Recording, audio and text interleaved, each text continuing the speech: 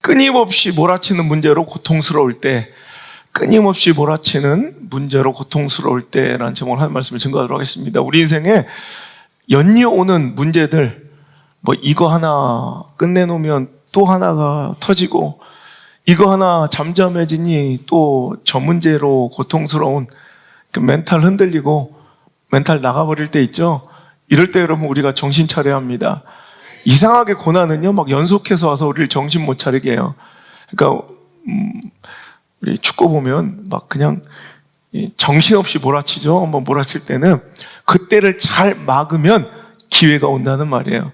오늘도 여러분 혹시 몰아치는 물질의 문제, 또 관계의 문제, 또 여러 가지 또 삶의 문제, 또 질병의 문제, 여러 가지 연약의 문제로 여러분 고통 중에 있는 분들 계십니까? 오늘 이 말씀 가운데 위로받으시고 또 회복되는 역사가 있기를 주의 이름으로 축원합니다. 결론은 그거예요. 여러분 내 삶에 다가오는 수많은 문제들 사라지게 해달라 기도할 수는 없다는 거예요. 그건 하나님의 뜻이 아니더라는 거죠. 하나님의 통치의 방법과 스타일이 아니더라는 말이에요. 그러니까 하나님 이제 내 삶에 몰아치는 문제를 이제 싹 없애주세요. 여러분 그거 될까요? 안 돼요. 제가 해봤는데 안 돼요. 20년 동안 목회하면서 줄곧 해봤는데 안 돼요. 그래서 오늘 이 말씀을 가지고 나왔어요. 여러분 얼마나 많은 문제가 오늘날 교회에 상존하고 있습니까? 코로나 팬데믹이 찾아와 많은 교회들이 문을 닫고요. 예배가 이제 점점점 축소되고 있고요. 많은 사람들이 은혜를 잃어버리고 떠나 방황하고 있답니다. 그러니 많은 교회들이 하나님이 코로나를 빨리 종식시켜 주시고 하나님 예배를 회복시켜 주시고 다시는 이런 질병과 전염병이 오지 않게 해달라고 기도합니다. 아니요, 저는 기도합니다. 하나님, 코로나가 끝나든 끝나지 않든 코로나 이후에 또 다른 팬데믹이 10개가 오든 100개가 오든 코로나가 오든 입으로 나오든 발로 나가오든 매로 나오든 뭐가 오든 그따위 것들이 우리의 예배를 훼손하지 않도록, 우리의 신앙을 훼손하지 않도록 우리들의 영적 수위를 확 높여주옵소서. 거칠 것이 없게 하시고 하나님의 뜻을 따라 keep going, 전진하는데 여러분 무리 없게 해달라고 우리 함께 기도합시다. 어떤 박해가 찾아와도, 어떤 곤란함이 찾아와도, 어떤 물질적 손해가 찾아와도, 어떤 관계의 상실과 이별의 아픔이 찾아와도 그런 암초들이, 오늘도 그런 바위들이 내 인생과 믿음의 항해의 배를 깨트릴 것이 아니라 오늘도 압도적인 하나님의 은혜로 더 충만하게, 더 충만하게, 더 충만한 성령의 감동과 기름 부음으로 그들을 훌쩍 지나쳐버릴 수 있는 한국교회가 되게 하여 주옵소서. 우리 교회가 되게 하여 주옵소서. 우리 믿음이 되게 하여 주옵소서. 우리 사역자가 되게 하여 주옵소서. 이렇게 기도해야 할 줄 믿습니다. 여러분 이게 바로 부흥이라는 거예요. 부흥. 여러분 하나님은 우리에게 오늘도 여러 가지 갖가지 아픔과 문제를 가지고 나와서 기도하는 자들에게 이렇게 말씀을 통해 여러분 응답하신 거예요. 네 은혜가 네게 족하도다. 여러분 이것은 거꾸로 말하면 여러분 하나님의 주신 은혜로 인하여 그 모든 것이 다 여러분 말도 같지 않게 한 방에 문제가 문제되지 않을 수 있다라는 선언입니다. 은혜면 족하다는 거예요.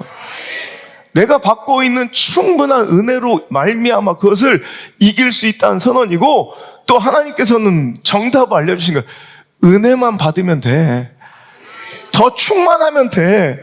질병, 여러분 죽음, 사망, 공고, 핍박, 적신, 칼, 여러분 그 따위가 내 하나님을 향한 사랑을 끊을 소냐?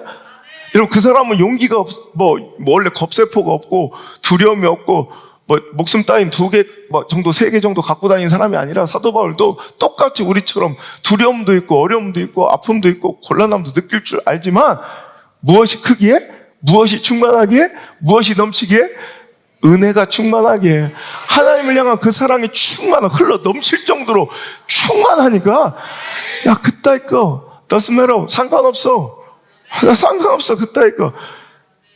그 문제가 작다는 얘기가 아니에요. 충분히 내가 이겨설 만큼, 넘어설 만큼 그 사태가 간단해서가 아니에요. 크든 작든 상관없다는 거예요. 왜? 나를 향하신 그 사랑과 내가 그분을 향한 그 사랑이 더 크기 때문에, 더 충만하기 때문에, 마치 그 위협적인 암초야, 여러분, 훌쩍 불어버린 강물에는 보이지도 않는, 내 삶이 전혀 거치는 문제가 되지 않는 것처럼 상존하고는 있지만, 공존하고는 있지만, 여러분, 오늘도 우리의 신앙생활과 기도생활이 어떤 때 너무 답답하고, 어떤 때 좀 허접할 때가 있어요. 맨날 와서 이거 하나까지 맨날. 목사도 피곤하고 하나님도 얼마나 피곤하시겠어요. 그냥 하나만 구해요. 압도적인 하나님의 은혜. 덮을 만한 충만한 은혜. 오늘도 에스겔이 본 환상은요, 성전 동편, 동쪽 문에서 물이 흘러나오는데 이게 생명의 생수가 흘러나오는 거예요. 마지막 그 결론을 보시겠지만 그 생수가 모여들어 바다를 되살리고 그 생수의 강을 이룬 곳 옆에는 생명이 자라나 움텄다는 거예요. 여러분, 은혜는요 생명수입니다. 그 생수의 강이 이제 예배 가운데 흘러넘치는데, 근데 그 은혜가, 내가 오늘 경험하는 은혜가 오늘 여러분 천척을 나가서 재어보니 발목까지 차오를 때가 있다는 거예요. 여러분, 분명히 그 시원함을 맛보게 돼서 찰랑찰랑 재밌어요. 근데 여러분, 물놀이 할 때 발목에서 찰랑찰랑 하는 사람들은 여러분 오늘 거기서 해수욕을 할 의지가 있어요, 없어요? 온팡지게 내가 오늘 여기서 머물 거라는 의식이 없어요. 그러니까 여기서 한 달 정도 살 사람은 발목에 잠기지 않아요. 빤스 입고 뛰어들지. 발목에 물도 물이고 뭔가 경험인 것 같지만 언제든지 그들 육지로 올라와 발 탈탈 털 수 있는 신앙이 발목 신앙이에요. 그죠? 오늘도 분명히 저 사람이 은혜 안에 있어 지금. 근데 언제든지 나는 벗어놓은 양말로 물기만 살살 말리고 모래만 털면 언제든지 신발 신고 다시 옛날 삶으로 돌아갈 수 있는 사람. 이건 은혜보다 내 의지가 더 충만한 거야. 근데 또 저 깊이 가보니까 무릎 정도면 휘청휘청하긴 해요. 물살이 무릎 정도 찬 데를 계곡 지나가면 여러분 휘청휘청하지만 그래도 아직도 내 자아 의지대로 마음껏 내 방향, 내가 원하는 곳으로 갈 수 있는. 근데 은혜는 꽤, 신앙의 현장은 꽤 차 있는 것 같지만 그래도 여전히 내 자아로, 내 임의대로, 내 소견대로 살아가는 것이 수월한 사람들이 있어요. 근데 이제 좀 지나니까 허리는 이거 완전히 완전히 이제 내 의지가 박탈당한 거예요. 그런데 그래도 아직도 머리는 안 잠겨 있어. 살아있어요. 할 수 없이 이제 그 은혜 현장에서 압도적인 하나님의 은혜도 경험하고 체험했고, 이제 내 신앙의 연륜과 경험과 영적인 이런 습관들을, 어떤 그 무게감, 내 직분의 무게감, 사람들의 시선의 무게감이 어떻게든 나는 그래도 그 방향대로 가긴 하는데 아직도 내 자아는 맨날 살아서 계산질하고 있어요. 근데 조금만 더 깊이 들어가면 사람이 능히 헤엄칠 수 없는, 건널 수 없는 강이 나와요. 내 의지고 이제 거기서 살 길은 헤엄치는 것밖에 없는데 그건 뭐예요? 헤엄은 첫 번째 조건이 뭐냐면 나를 물에 맡기는 거예요. 여러분, 똑같은 물에도 여러분 수영 못하는 사람 뭐예요? 결국 수영은 뭐예요? 물에 내 몸을 맡기는 거예요. 내던지는 거예요, 그냥. 거기서부터 수영이 시작되는 거예요. 의지가 또 경직되고 강직되어 있으면 절대로 물은 우리를 띄워주지 않고 그냥 잠기게 돼요. 죽게 된다고. 오늘도 우리 신앙이 그래요. 깊은 충만한 곳으로 가야지 언제든지 내 임의로 자의로 내가 움직이고 방향을 틀고 내 뜻대로 살아갈 수 있는 그런 삶 속에서는 여전히 문제와 갈등과 유혹이 그렇게 많아요. 신앙 가운데 문제들이 계속 터져요. 이것도 걸리고 저 말도 걸리고 저것도 싸가지 없어 보여. 저거는 누나래가 왜 저렇게, 저 왜 저렇게 생겼고 저런 것들이 왜 앞에 나와 찬양을 하고. 은혜 차봐요. 충만해봐요. 여러분, 그때부터는 문제가 되지 않는, 전라도 저 광주에서 와도 문제가 되지 않는, 무슨 얘기인지 아세요? 여러분, 그래서 우리는 성령의 생수, 그 은혜의 생수로 완전히 잠겨버려야 돼요. 그럼 어떻게 우리가 여기서 이렇게 그냥 아멘 하고 끝내버리면 재밌지만, 그럼 어떻게 하면 더 충만해질까? 결국 예배예요, 예배. 예배 가운데 그 은혜의 생수가 터진다고요. 그러니까 예배는 목숨 걸어야 돼요. 어떤 조건과 상황에 자꾸 훼손하고 양보하고 타협해 주는 게 아니에요. 무조건 드려야 돼. 계속 예배 계속 나오고 드릴수록 자꾸 깊어지는 거예요. 그 막 영적 충만한, 그러니까 시대적 갈등, 그러니까 예배가 충만할 때는요, 그 시대적 갈등, 인간적 갈등, 개인적 문제들이 싹 덮여버려요. 느헤미야 8장에 충만한 예배의 모델이 나와요. 여러분, 정말 민족이 포로되고 노예가 되어 정말 70년 동안 여러분 나라를 잃고 살았던 우리 일제시대 그 30여 년도 얼마나 힘들고 어려웠어요. 여러분 70년을 그렇게 노예 생활하고 돌아왔어요. 막 폐허가 된 옛 자기들의 성전과 성터를 보면서 얼마나 눈물이 날까요? 정말 가진 것도 없이 뭐 이룬 것도 없이 이제 깜깜하고 막막한 삶이에요. 그런데 거기서 예배를 드리자 막 충만해진 그들은 막 울음바다가 돼요. 막 그 울음소리가 저 멀리 그냥 지역까지 다 들릴 정도로 하나님의 말씀을 들려주고 말씀이 이해될 때, 깨닫게 될 때 막 눈물이 터져나더니 또 울지 마라, 하나님의 말씀과 뜻은 너희들의 회복이라. 그때 그들이 다시 울음을 그치고 하나님의 말씀과 뜻을 깨닫는 거로 막 소망으로 웃음 짓고 행복해요. 그냥 바깥에서 음소거하고 보면 딱 미친 것들이에요. 여러분, 예배는 완전히 미친 자들의 모습 같아요. 저 막 분명히 힘들고 어렵고 막 또 저 암병 걸리고 막 힘들고 지치고 깨지고 시련 나가고 아프고 뭐 자식 새끼가 지금 막 문제가 있고 결혼 막 이혼하고 막 힘들고 어려운데 누가 봐도 촬영할 것 같은데 왔는데 여기서 막 처음에 막 울어. 그래서 또 나중에 막 웃어. 조울증이야? 예배는 감격은 막 그런 거예요. 그러니까 내가 울고 웃을 수 있는 것은 뭐예요? 내 상황과 처지가, 내 감정이, 내 형편이 내 인생을 지금 이끌어가지 못한다는 하나님 확증이에요. 상황에 상관없이 울고, 상황에 상관없이 기뻐 행복에 미쳐 웃는 거. 여러분, 이 충만함이 예배 가운데 있으면요, 예배가 살아나면요, 예배가 회복되면요, 우리 문제될 게 없어요. 여러분, 예배 목숨 거십시다. 개척부터 지금까지 예배 목숨 걸어서 정말 예배 목숨 거는 하나는 뭐 문제가 있든 문제 보지 않아요. 그냥 예배만 드려요. 그냥 뭐가 있든 말로 그냥 예배만 드려요. 이 예배 충만함의 불꽃만 꺼트리지 않으려고 애를 써도 정말 느헤미야서 8장의 그 엄청난 예배 그 영적 감격만 유지해도 여러분 충분히 우리는 이 땅, 이 세상 믿음으로 살아갈 만 하더라고요.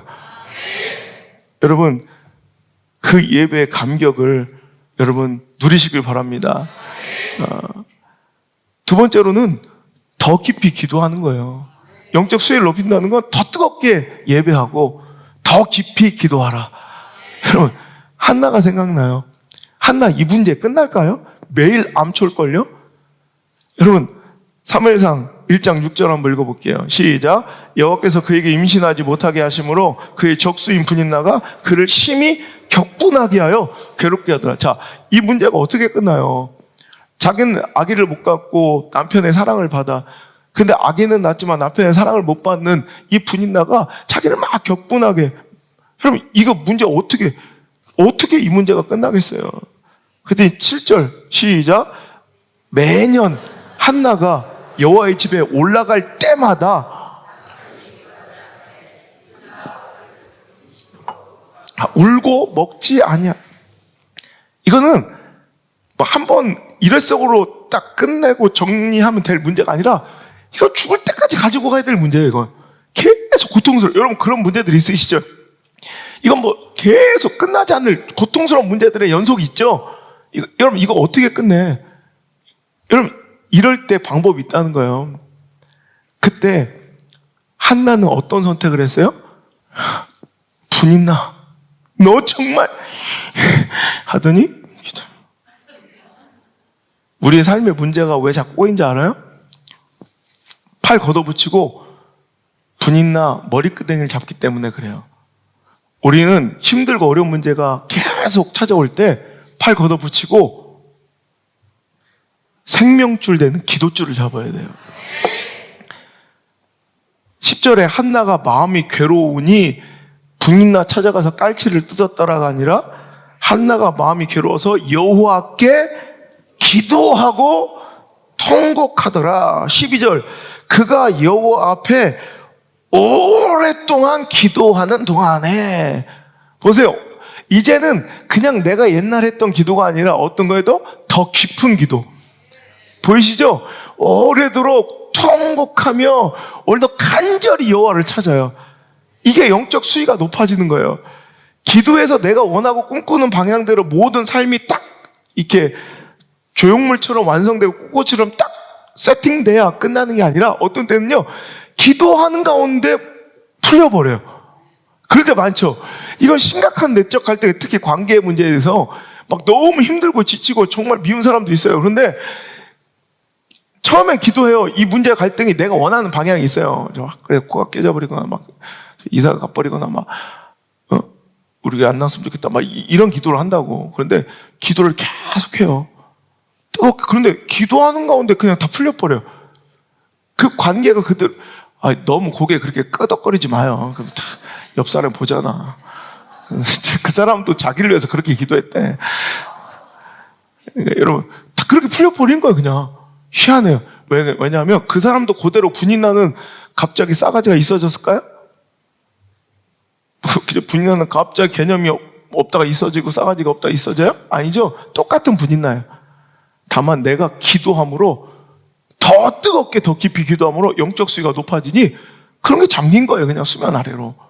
오늘 여러분 기도하시길 바라요. 세 번째로는 더 굳건한 뜻을 세워야 돼요. 그러니까 그냥 왜 힘드냐, 문제가 신앙 가운데 문제가 막 이건 신앙 영적인 문제일 때가 많은데, 영적인 갈등들 유혹이 많아요. 막 계속 왜 이렇게 나는 신앙생활 힘들지, 이런 사람도 있어요. 그냥 맨날 갈등하기 때문에 힘든 거예요. 더 굳건하게 뜻을 딱 세워버리면 그때부터는 힘이 들지가 않은데 맨날 갈등하고 유혹 받으니까 힘든 거예요. 무슨 얘기인지 아세요? 다니엘이 만약에 포로로 끌려갔어요. 여러분, 하나님의 사람 백성이 이방 민족에게 잡혀갔어요. 이게 어찌 보면 우리들의 여러분의 삶일 수도 있어요. 교회 안에서만 머물 수 없잖아요. 우리가 믿음 생활을 하지만 세상 속에 나가 살잖아요. 세상 그들이 갑이잖아요. 어찌보면 우리는 그들 밑에 있을 수도 있어요. 권력이나 세상적 기준과 잣대로는 우리가 을처럼 보여요. 그럴 때 그들이 요구하는 모습과 생활의 패턴, 방식들이 있고요. 그들이 요구하는 불신앙적 요소들이 얼마나 많아요. 그때마다 맨날 갈등하고, 하나님 오늘 밤도 이기게 해주세요. 오늘 밤도 나가서 술 안 먹게 해주세요. 오늘 밤도 돼지 대가리 제사할 때 전환하게 해주세요. 오늘 밤도 막 이런 맨날 그렇게 싸울 거예요? 오늘 1차 때도 이기게 하시고 2차 때도 이기게 하시고 3차도 이기게 하시고. 여러분 그럼 돼요? 여러분 그럼 매일 너무 고통스럽고 힘든 나날이에요. 다니엘은 어떻게 했대요? 1장 8절 다니엘은 뜻을 정해버린 거예요. 여러분 뜻을 정해버리세요. 내 삶에 그냥 정해지는 건 뭐예요? 확정되는 거예요. 그냥 뽑을 수 없는, 옮길 수 없는 내 삶의 규정, 내 삶의 스탠다드, 내 삶의 기준을 딱 세워버린 거예요. 믿음, 말씀 딱 세워버리니까 이제 난 뭐 죽든 살든 이게 내 방향이야, 이게 내 기준이야. 여러분 문제마다 갈등하고 유혹이 올 때마다 싸우고 사는 거 힘들지 않아요? 아예 확실하게 뜻을 정하고 마음을 결단해버리고 하나님 말씀과 뜻을 내 인생에 확고부동한 요지부동의 여러분 기준으로 삼아버리세요. 그리고 순종하면 오히려 인생이, 삶이 편해요. 자, 영적 수위를 높이는 법 뭐라고 그랬어요? 더 충만하게 예배하라. 더 뜨겁게 기도하라. 더 확실하게 뜻을 정하라. 자, 다시 한번 더 충만하게 예배하라. 더 뜨겁게 기도하라. 더 확실하게 뜻을 정하라. 이게 영적 수위가 올라가 버리는 거예요. 그럼 수많은 문제 암초들은 없어져 버려요. 그냥 잠겨 버려요. 자, 그렇다면 생각해 보세요. 이런 정형적인 영적 수위의 충만함, 영적 부흥, 이 높은 수준의 영적 수위의 가장 멋진 모델이 바로 예수님이에요. 예수님은 이 땅에 우리 인간의 몸을 입고 오셔서 이렇게 하나님의 뜻을 지켜내셨고 이렇게 공생애를 사역해내셨어요. 이렇게 십자가까지 승리하셨어요. 예수님은 늘 예배에 목숨 걸라 하세요. 요한복음 4장에 방황하는 여인을 보며 그 여인의 인간적 문제를 해결해 주지 않아요. 관계 문제를 해결해 주지 않아요. 그의 고독함을 해결해 주지 않고 13절, 14절에는 그 여인한테 무슨 말씀하세요? 시작. 예수께서 대답하여 이르시되 이 물을 마시는 자마다 다시 목마르려니와 내가 주는 물을 마시는 자는 영원히 목마르지 아니하리니 내가 주는 물은 그 속에서 영생하도록 솟아나는 샘물이 되리라. 여러분, 우리는 더 충만한 은혜의 샘물을 구해야 돼요. 그죠? 근데 예수님이 솟아나는 샘물이시래요. 오늘도 더 깊은 영성과 영적 수위를 유지하려면 예수님께로 나가야 돼요. 그러시더니 여러분, 이런 말씀을 하신 거예요.